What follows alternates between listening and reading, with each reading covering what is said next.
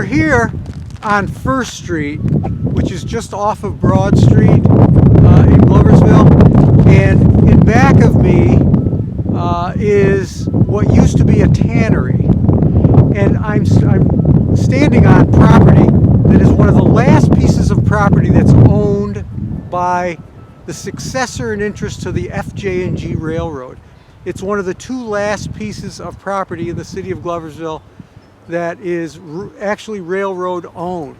And the city is actually acquiring title to those two parcels, but this is the most interesting of all of them because of where it is. If you notice in back of me, there's a large area that is industrial property that used to be a tannery, and it is adjacent to the Daniel Hayes building.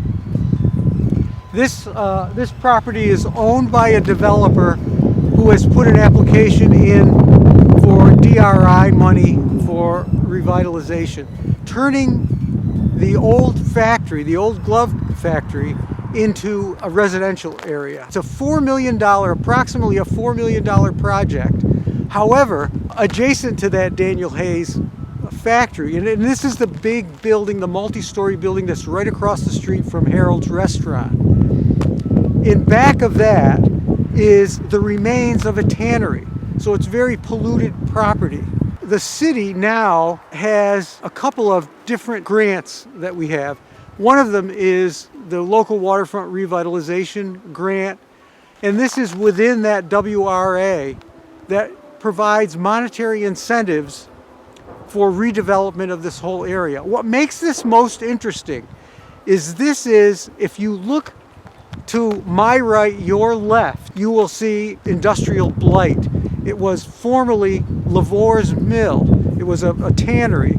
So there's not only this tannery that's got environmental compromised area, but also that whole area to this side.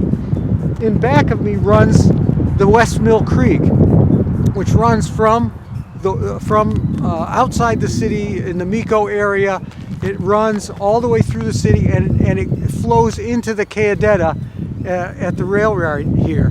To my left, your right, is the rail yard. It starts on the other side of Broad Street, and it's a large area that goes all the way to the south, all the way to West Pine Street. And then the area that we call the Crescent, which is all of this industrial area that's been compromised and devalued and abandoned, goes all the way from Grove Street near McNabb School, all the way through this area, all the way into the rail yard area, all the way down to Pine Street, and then across South Main Street to what used to be Liberty Leather.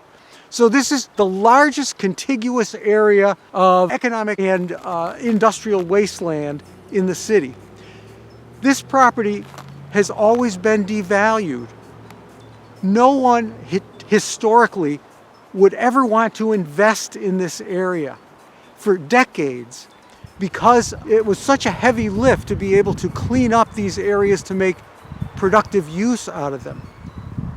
But now Gloversville is, for the first time, in a position to be able to actually remediate these things and actually establish a completely different scenario here. The DRI grant of all the projects in the DRI would supercharge all of the other projects that we had going on citywide for neighborhood revitalization.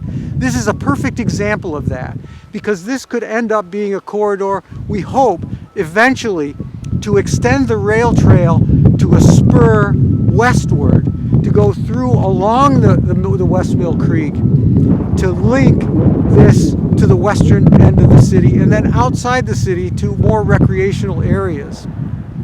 And we also would like this to become a corridor, West Fulton Street, First Street, to become a corridor for mixed-use development where we could have affordable housing, high-quality neighborhoods, and non-motorized pedestrian and cycling connection into the downtown. If you look directly across the street here, you will see houses that are being very well kept on First Street. Good people living in homes here. And they have to be surrounded now by this industrial blight. But in the future, we hope to remedy that, finally, having the opportunity, because of the grants, because of all the work that we've been able to do in the last few years with these planning grants. We now have access to funding to be able to transform this whole area. So I'm really excited about the future, and hopefully this will really transform Gloversville in a lot of ways. Neighborhood stabilization, recreational opportunities, and commercial revitalization as well.